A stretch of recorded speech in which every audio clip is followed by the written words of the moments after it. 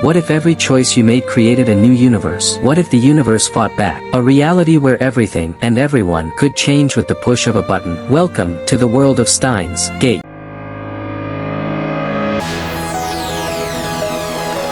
Released as a visual novel in 2009 and later adapted into a critically acclaimed anime, Steins Gate follows self-proclaimed mad scientist Rintaro Okabe and his small circle of friends as they stumble upon a terrifying discovery: the ability to send messages into the past and, eventually, travel through time themselves. But Steins Gate is more than a sci-fi thriller. It asks deep philosophical questions about the nature of choice, the inevitability of events, and whether true freedom is even possible when the past and future are woven into a tapestry we can barely understand. At the heart of Steins Gate is the concept of world lines, parallel realities that branch off from every decision, every possibility. In the story, world lines are grouped into larger clusters called attractor fields. Even if Okabe switches to a different world line within the same attractor field, the major event, like Mayuri's death, still happens, just in a slightly different way. Minor details might differ, but the outcome is the same. It's fate on a cosmic scale. This suggests a universe where free will exists only in trivial choices, what you eat, where you walk, while the big moments are locked in by the universe itself.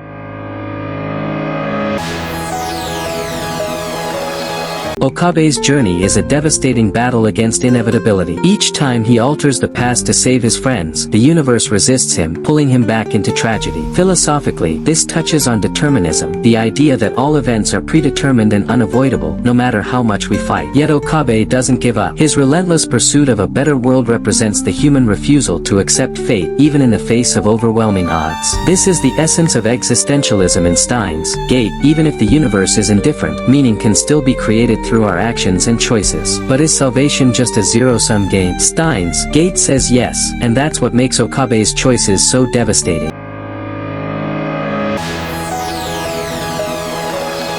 Changing the past isn't heroic without consequences. Every alteration Okabe makes to save someone costs someone else dearly. This raises profound moral questions. If saving one life causes another to die, is it truly salvation? In Steins Gate, there is no perfect world line, only worlds of compromise, sacrifice, and bittersweet victories. Philosophers have long debated the ethics of the greater good, and Steins Gate reminds us that in real life there are no clean answers, only consequences we must live with. How much can one man endure when every attempt to change fate ends in suffering? Is it bravery or madness to keep trying?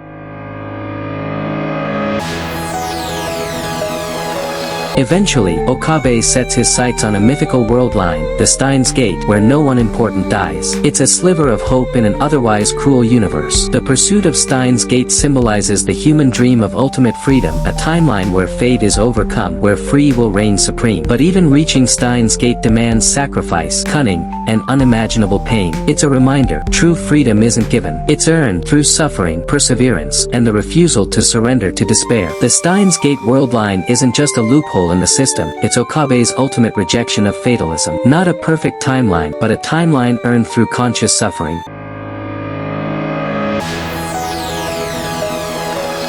Steins Gate reflects several real-world philosophical ideas. Determinism, every event has a cause. Existentialism, creating meaning through action. The butterfly effect, small changes cause massive outcomes. Multiverse theory, multiple realities exist simultaneously. It resonates with thinkers like Nietzsche, who spoke of eternal recurrence, the idea that life may repeat infinitely, and Sartre, who believed that freedom was inescapable. We're condemned to be free, meaning that no matter how absurd the universe, we must choose. Okabe's agony reflects this. Freedom doesn't liberate him, it burdens him with the cost of every decision. Nietzsche's eternal recurrence haunts Okabe. Each loop feels like a punishment until he embraces Sartre's condemned to be free and forges his own meaning. So why does Steins Gate continue to captivate audiences years after its release? Because it reminds us that life is messy, painful, and often unfair. But within that chaos, our choices, our will, still matter. Even if we can't control everything, we can fight for the things that matter most. Okabe's journey teaches us that even against impossible odds, hope is never truly lost, and that sometimes, the smallest decision can change the course of the future.